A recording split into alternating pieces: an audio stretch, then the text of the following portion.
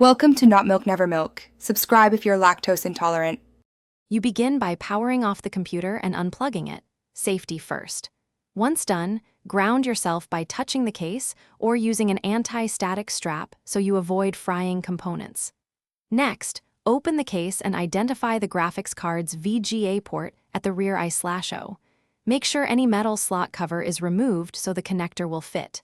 At this point, pick up the VGA cable and orient the trapezoid connector so the pins line up with the socket before approaching it. You now align the cable's 15 pins with the port. Do this slowly so no pins bend.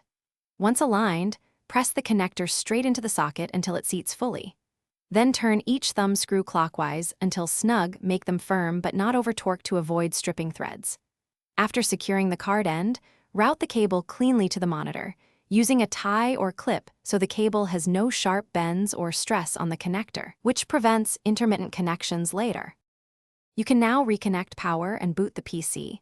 Make sure the monitor's input is set to VGA so the signal can appear.